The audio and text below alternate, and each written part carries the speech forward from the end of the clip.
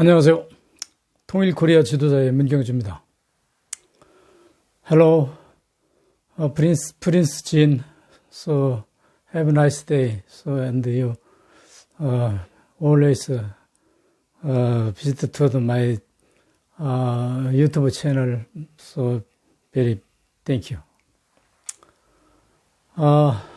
저는 오늘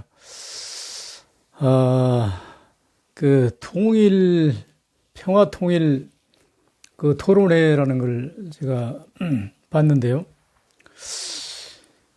보면서, 저도 통일 운동을 하는 사람인데, 도대체가 실감이 안 나요. 어떤 게 정답인지 모르겠어. 왜냐하면, 지금 제가 이렇게 쭉 훑어보니까, 통일 운동하는 단체들이 어떻게든지 해가지고 정부에서 통일 운동은 인재 육성?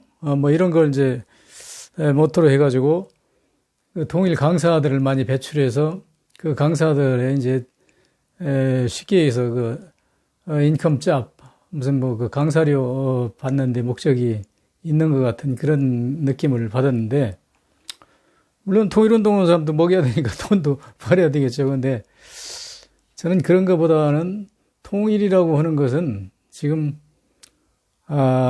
이게 거기서 강의 몇 번 해서 이게 해결되는 문제도 아니고, 그래서, 정부에 돈 받는 것도 중요하지만, 그 돈 받기 위한 어떤 훈련 과정을 거쳐서, 강사들을 많이 배출하는 게 통일운동에 도움이 될지는 모르겠는데, 이게 지금 통일운동 방향이요.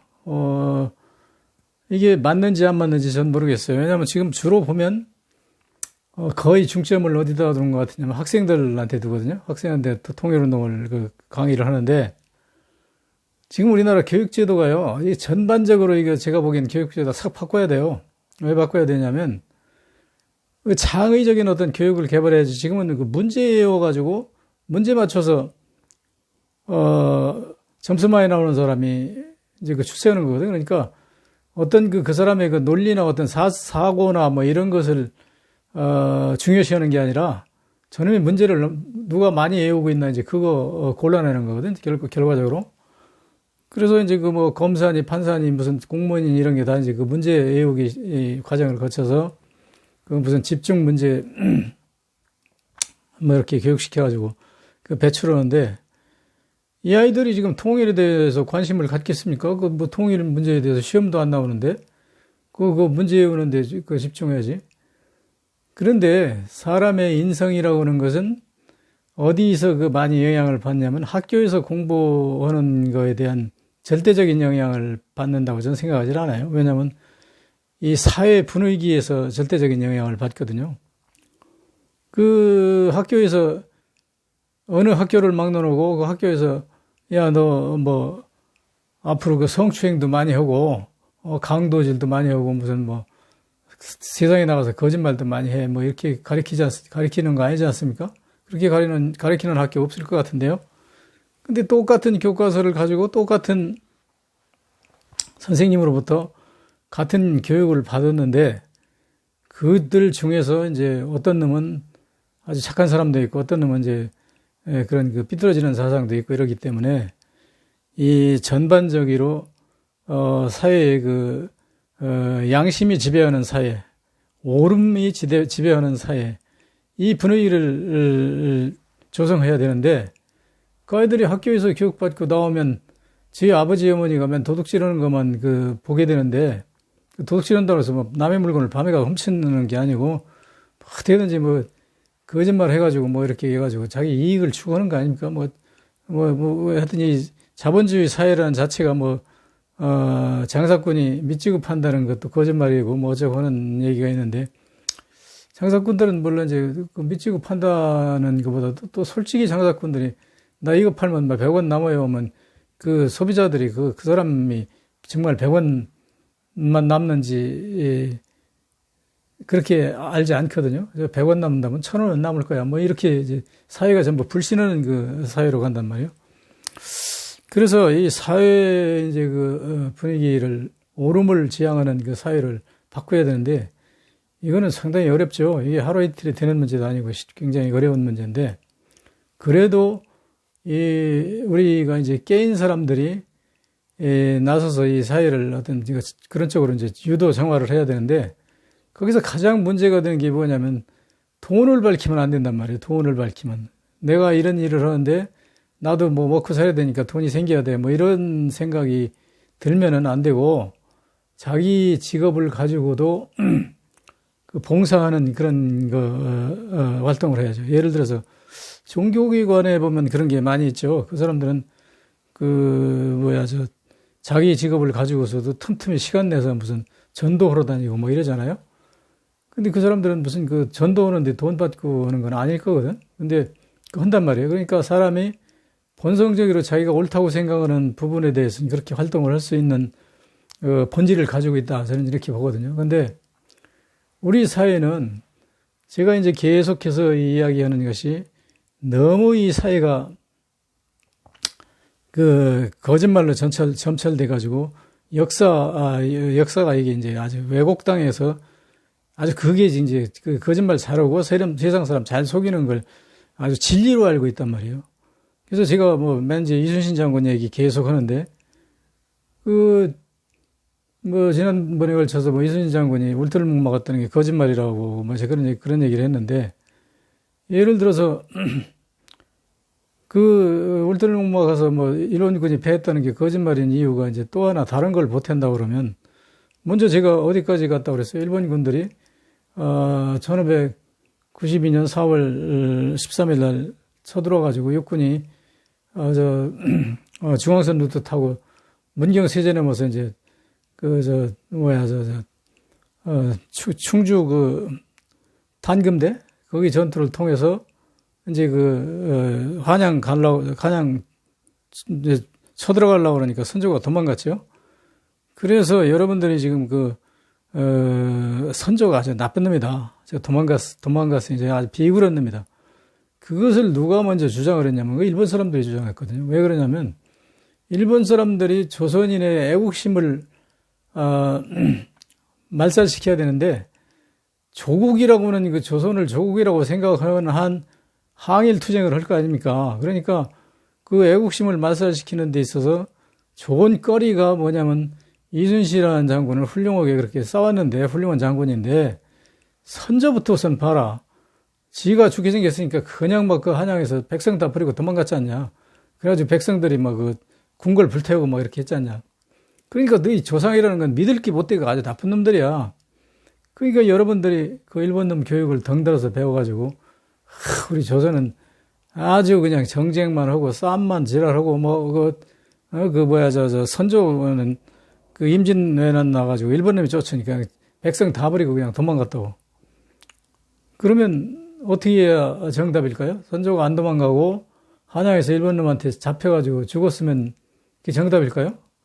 그 한양에서 선조가 잡혀서 죽어가지고 여러분에게 돌아오는 이익이 뭔데? 이 나라에 어떤 이익이 있는데?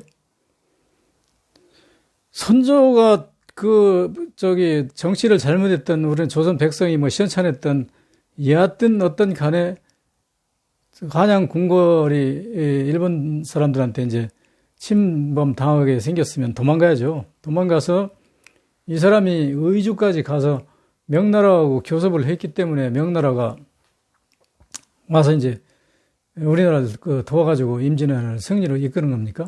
이끌었지 않습니까? 그렇다면 만약에 선조가 도망가고 죽었으면 어떻게 되실까요?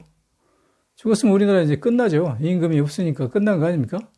그럼 이제 그러나 독립군들은 살아있으니까 하겠지. 근데 결국은 명나라는 그래도 이 나라를 이제 참전하겠죠. 왜 참전하냐면, 조선이 망해가지고 조선에 일본이 주둔하고 있으면 명나라로 곧 쳐들어올 건데, 그 명나라 입장에서 여기 한반도에 친명나라, 소위 친명정권이라고 하잖아요. 친명정권인 조선이라는 나라가 있어서, 완충지대를 만들어 놔야지. 조선이 임금이 없으면 안 되잖아요. 그러니까 여기 참가를 하는데 임금이 죽었으면 거의 아마 90%는 우리는 명나라, 지금 이제 중국령이 됐겠죠. 임금이 없으니까 와서 그냥 주워 갖는 거지, 명나라가. 그 일본 내쫓고. 그럼 우리가 이제 그렇게 했으면 이제 중국이 됐으면 뭐 여러분이 더 좋을지도 몰라요. 그러나 사실은 지 나라를 가지고 있는 게 좋지. 중국에 편입돼가지고 오늘날 중국이 뭐 좀 세지긴 세졌는데 세졌다고 하더라도 우리가 중국이로 사는 게 과연 좋을까요? 그래서 선조가 결국은 도망갔기 때문에 명나라에 가서 의주에 가서 명나라하고 교섭해서 이제 그 조선을 찾을 수 있는 그런 임금이었고 또 선조나 그 당시 일본에 대한 방어 태세를 갖추지 못한 것은 이 임금의 잘못도 기지만 전체적인 우리 민족의 문제가 있는 거죠. 민족이에요. 왜냐하면 그 상놈이라고 하는 것은 무슨 태어날 때 그것도 무슨 상놈 딱지 달고 나옵니까? 그 상놈이라고 하는 것은 기득권자들이 자기들의 어떤 이익을 위해서 상민을 임의로 만드는 거잖아요. 자기들보다 세력이 약한 사람들을 만들어가지고 네가 난 자식도 상놈이야? 네 자식이 그 상놈이야? 너 씨가 상민이야? 씨가 상민인 민족이 어디 있어요, 세계에? 그런 게 없잖아요. 그런데 우리는 그 상민이라는 그 굴레를 쓰고, 거의 조선시대뿐만 아니라 옛날부터도 있긴 있었지만 하여튼 조선시대 500년 동안 우린 상민이라는 굴레를 쓰고 이제 그 상민으로 살아왔는데, 우리가 용감하지 못해가지고 상민의 지위를 벗어나지 못한 것이 우리의 잘못이죠. 어찌 그 임금의 잘못이냐고. 그 임금이 세계 어느 나라가 권력을 가진 자가 그 하인들한테 권력을 주었어요? 야, 너희들 오늘부터 상민하지 마. 그런 게 혹 있다면 미국의 그 링컨 대통령이 노예 해방을 들 수 있는데, 그것도 링컨 대통령이 본래 노예 해방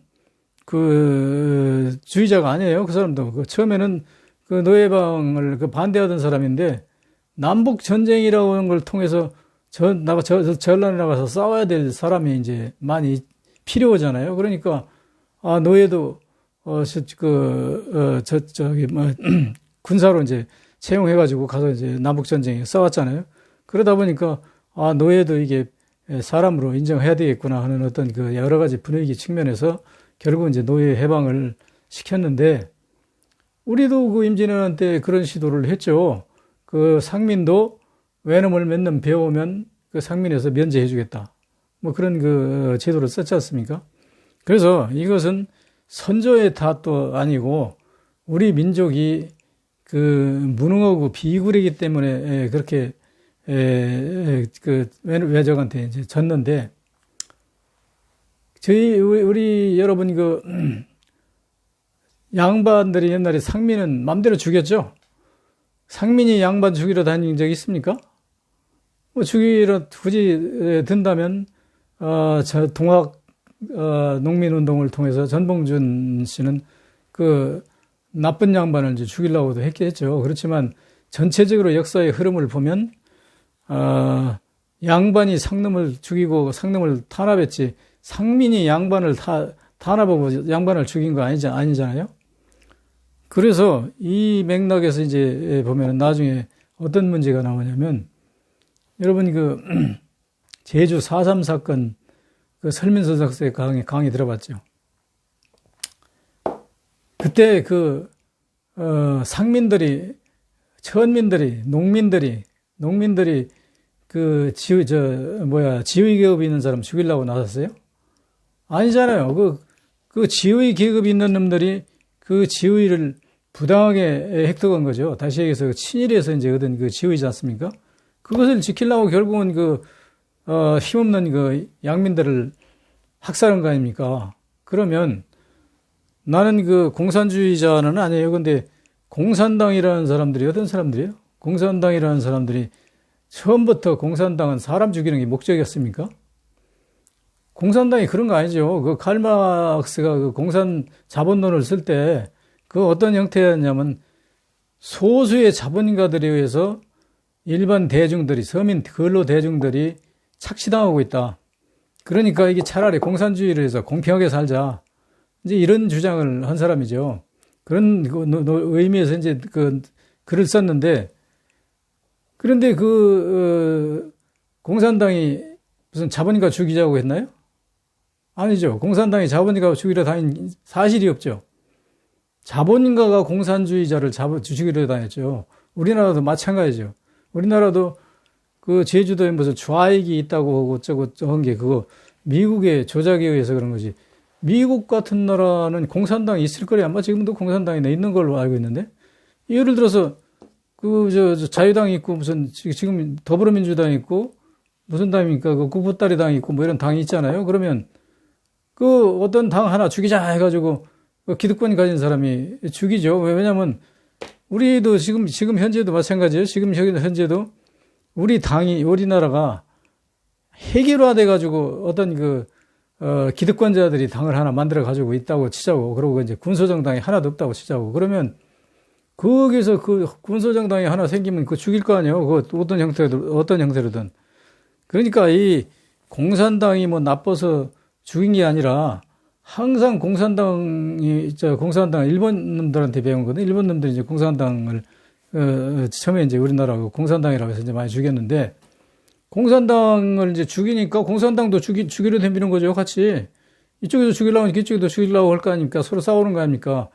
이 싸움은 공산당이나 무슨 나쁜 약소 민중이 그 기득권자를 죽이려고 한 게 아니라 좀 나눠 먹자, 같이 살자, 공평하게 살자.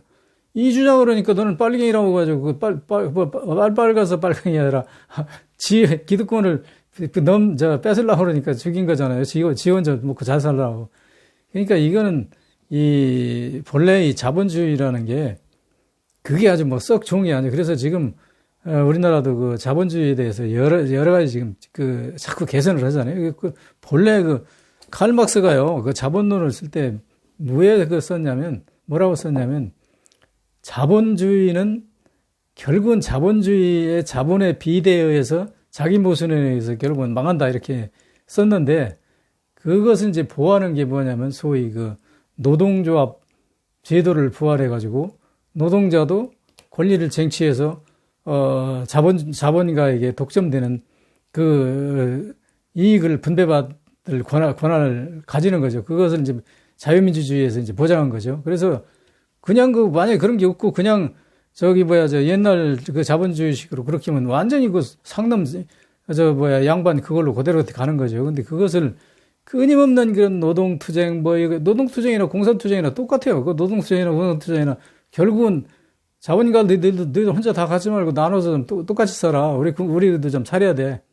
이거에 대한 싸움이거든요. 그래서 이제 결국은 그 싸움에서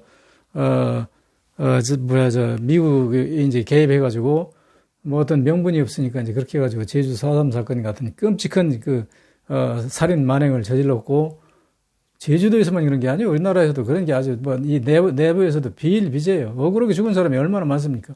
그래서 나중에 이제 좌우익 투쟁, 그러니까 우리나라 6.25 전쟁 때 투쟁사가 어떤 거냐면, 공산주의 6.25 북한이 쳐내려왔을 때 이 양민들이 이제 많이 학살당했는데, 그 중에 양민들이요, 죽을 짓을 한 놈도 상당히 많이 있어요. 그게 왜 그러냐면, 북한에서 내려온 공산당 북한 애들이 남한에 와서 어떤 놈이 나쁜 놈인지 몰라. 어떤 놈인지 몰라.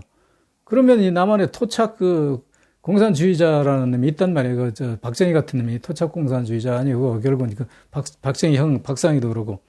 그런 놈들이 어떻게 하냐면 평소에 일본 놈 밑에서 일본 경찰 노릇을 하면서 나한테 아주 막 굉장히 나쁘게 했다든지 뭐 이런 저놈한테 억울한 일을 당했다든지, 에이씨, 내가 이번에 세상 바뀌는 공산당에 들어갈 거야. 들어가가지고 거기서 공산주의 힘을 얻어가지고 저 새끼 아주 악질져서 그럼 그 사람 그냥 죽여버리는 거지, 그걸. 그래가지고 그게 북한의 공산주의자들이 와서 총은 쏘았지만 그것을 지적한 사람들은 남한 사람들이 자기 이웃, 형제, 친척까지도 미운 놈 다 죽였잖아요. 그런 과정에서 이제 아무 죄도 없고 나쁘게 살지도 않은 양민도 많이 희생됐는데, 그럼에도 불구하고 정말 정직하게 사는 사람들은 정직하게 살고 좋은 사람, 그런 사람들은 많이 빠졌어요. 공산당에 잡혀왔는데도 심사하는 과정에서 이분은 진짜 훌륭하게 사신 분이고 그 뭐 어떤 실수를 해서 잠깐 뭐 그렇게 됐는지는 모르지만 이번은 그거 죽이면 안 돼. 이번은 살려줘. 그래가지고 사는 사람이 제 주변에도 수두룩해요. 그렇게 해서 살아난 사람들이. 그래서 평소에 양심을 가지고 올바르게 살면 공산당 아니라 지 해라비가 와도 안 죽여요. 뭐 어쩌다 그 죽을 수 있지. 그러니까 그런 죽이고 죽일 수 있는 그런 분위기를 만드는 자체가 잘못이지. 거기서 그렇게 해가지고 이제 나중에 공산당이 물러가고 경찰들이 와서 어떻게 해요? 그 공산당에 협력한 놈들 다 죽였잖아요. 근데 그놈만 죽였나? 그 옆에 지가 미운 놈 또 다 죽였지. 그러니까 이건 어떤 이런 국난의 어떤 그런 자체를 발생시키지 말아야 되는 것인데 우리는 양반 쌍놈 사상으로 굳어져 가지고 상민들은 아무 죄 없이 양반들한테 볼기를 맞아도 마님 잘못했습니다. 제가 살려주시오. 빌기만 하면 살아났거든. 그러니까 그냥 일본 놈이 와도 빌고 미국 놈이 와도 빌고 거기 붙는데 아주 지금 이골이 난 민족이지. 그래가지고 붙어가지고 지금 오늘날까지도 미국이 하라는 대로 지금 하잖아요. 꼼짝도 근데 이제는 이 사회가 많이 개방되고 이미 우리는 슬픈 역사를 많이 겪었죠. 뭐 광주 학살 사건이라든지 무슨 5.16 쿠데타에 대한 수많은 애국 청년들을 잡아다가 무슨 국토건설단하고 깡패하고 섞어가지고 국토건설단에 보냈다든지 좀 좋은 뜻을 가지고 공부 그런 놈들이 소위 군사정권에 협력 안 하면 강제로 군대 동원해가지고 군대 가서 뭐 때려 죽였는지 어떻게 죽였는지 군대 가서 의문사도 많이 당하고 이렇게 죽이고 죽이는 숱한 과정을 겪어서 다행히 이제 우리가 어떤 계기가 있었어요. 계기가. 김대중 대통령 같은 사람을 저는 제 생각에는 한 50대만 그 양반을 대통령 시켰어도 이 나라는 지금까지는 안 됐어요. 많이 개혁이 됐을 거예요. 근데 어떤 때 김대중 대통령한테 나라를 넘겨줬습니까? 저놈들이 완전히 다, 시원찮은 전두환, 노태우, 김영삼, 이거 내려오면서 아주 거의 경제가 파탄나서 나라가 망할 정도 돼가지고 이제 할 수 없이 김대중한테 늙은 노인 양반한테 대통령 넘겨줘가지고 사람이 늙으면요, 다 힘이 없어요. 힘이 없고 과감성도 없고 떨어져요.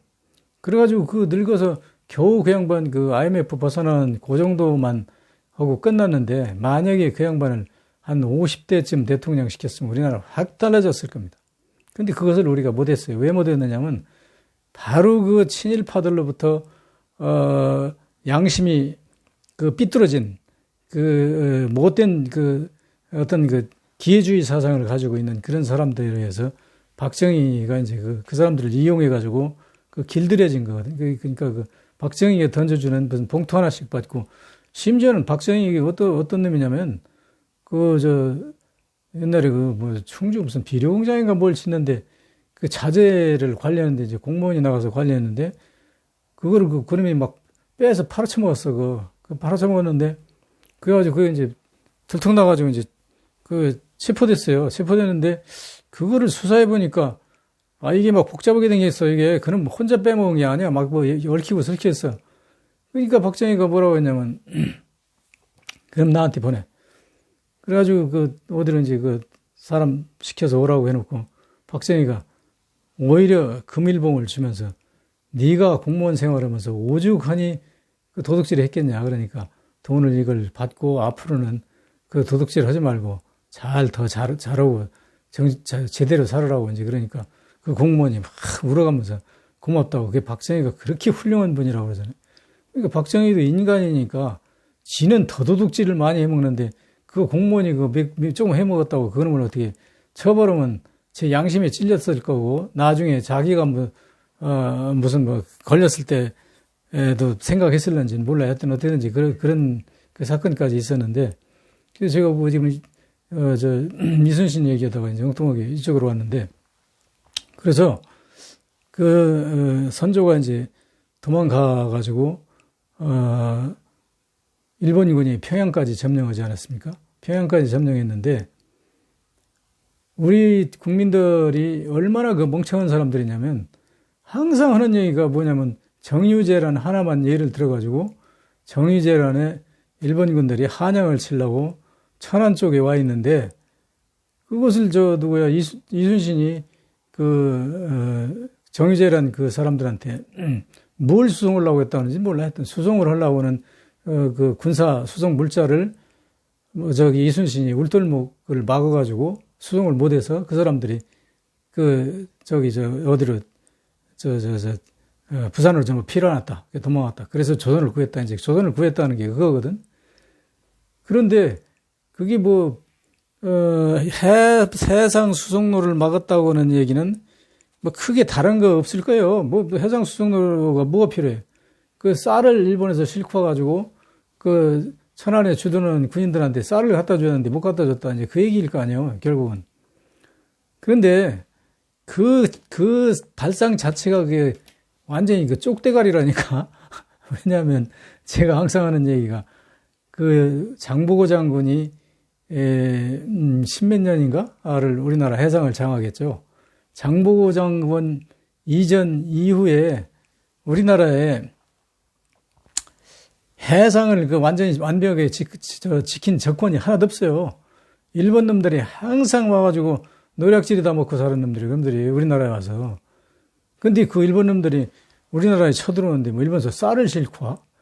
이 쪽대가리들 그 머리 가지고 지금까지 그 거짓말 해먹고 사는 놈들 참 용어긴 용어인데 그걸 쏘은 여러분들이 더 한심해. 그놈들이 쌀 싣고 침략하러 왔다고 생각을 해요? 그러면 바꾸어 얘기해보자고. 그럼 평양까지 갈 때는 원균이 그 해상을 막고 있어가지고 배가 한 척도 못 떴어. 근데 평양까지 가면 굶고 갔을까? 일본놈들이? 이런 멍청한 사람들이. 그럼 아니면 부산서부터 자기 먹을 쌀 한 가마씩 메고 평양까지 걸어갔어? 그놈들이 가면서 그 민가들을 다 탈취해가지고 식량을 자급자족했단 말이야. 그 일본놈들이 평양까지 가면서. 근데 내가 보진 못했어. 근데 왜 그걸 알 수 있냐면 조선실록에 보면 어떤 내용이 나오냐면 그 일본놈들이 지나간 지역에는 백성들이 다 굶어 죽어가지고 심한 경우는 죽은 사람 살점을 떼어가지고 구워 먹었다고 그래. 인육을 구워 먹었다고 그래. 그런 기록까지 나와요. 그러니까 일본놈들이 식량을 얼마 뺏어갔다고 설명은 안 해도 먹을 게 있는데 지랄 열었다고 죽은 사람 살점을 빼서 별미로 맛보려고 구워 먹었다고 할까? 뭐하고 똑같으냐면 옛날에 누구야 우리나라 아주 못된 임금 하나 있지. 그 임금이 노다지 술 먹고 막 기생잔치하고 그러니까 누구야 생각이 안 나네. 그러니까 황희정 그때 무슨 정승인가가 임금한테 가서 울면서 아래죠. 지금 백성들이 흉년 들어가지고 그냥 굶어 죽는 사람이 부디기 수인데 이 조정에서 날마다 이게 기생 끼고 술잔치 나고 이 풍악 소리가 나고 이러면 되겠습니까? 그러니까 이 가뭄이 끝날 때까지만이라도 이걸 좀 중지하심이 어떻습니까? 하고 이제 아래니까 임금이 누구야 폭군 하나 있잖아요. 연산군인가 그러니까 그 사람이 뭐라고 하냐면 정승 보고 미련한 백성 놈의 새끼들이 좋은 술하고 고기하고 먹고 춤추고 놀면 되지 지랄 열쳤다고 하필이면 굶어 죽는다고 그런 미련한 놈의 백성들은 죽어도 싸다고 이래가지고 이 사람이 할 말이 없어 나왔다 그러잖아. 응? 그러니까 그 사람들이 인육을 먹을 정도 되면 양식을 다 탈취당하고 집을 다 불태워지고 이게 거의 살았다고 할 수가 없는 상태죠. 그래서 그 사람들이 우리 조선에서 이제 의병들이 굉장히 많이 일어났다고 이렇게 기록이 돼 있는데요.